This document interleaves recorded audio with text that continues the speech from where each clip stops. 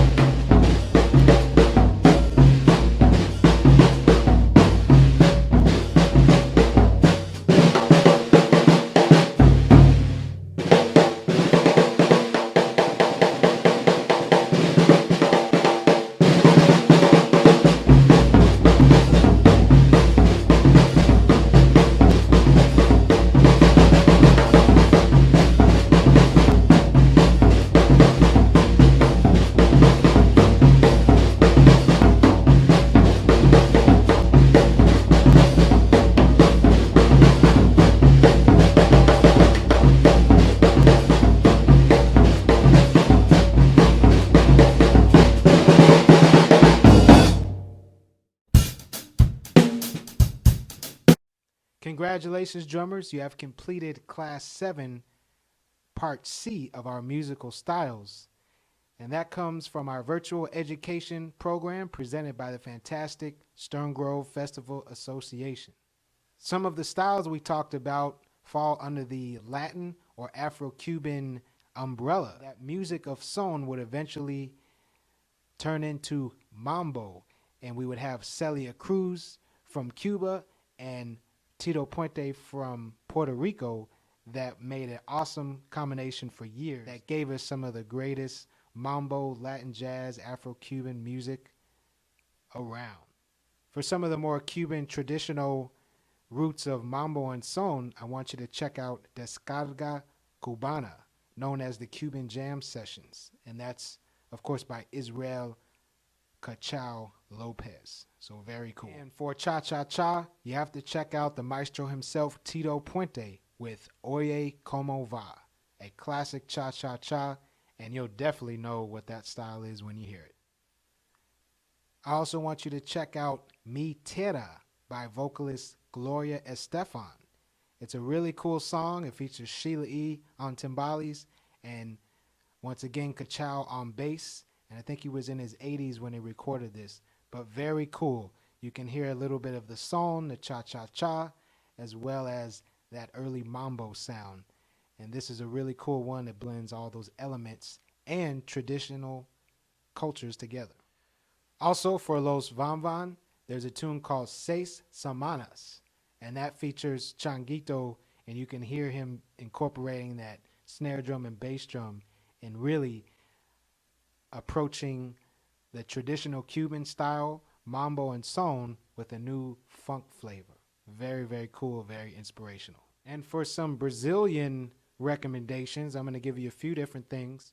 One recommendation is from the band leader Billy Eckstein, and he does a version of Felicidad. And you can really hear the samba grooves and rhythms behind him mixed with the harmonies of jazz. So really cool one to check out.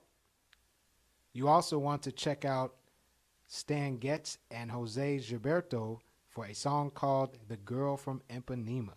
And that is a real classic that merges Brazilian rhythms with jazz harmonies. And that's also known as the bossa nova rhythm. And for some more modern Brazilian music, you want to check out George Bonjour. And he has some really great songs out there. Another recommendation is the trumpeter Kenny Dorham with an album called Afro-Cuban. And he features Patato Valdez on congas. So really cool again how jazz and the Cuban roots come together. Just remember to keep your ears open and listen to the different styles of music, because you will find some connections. So have fun in discovering these different styles of music. Signing off, I'm Dr. Jaz Sawyer, and we will see you for our last class next week.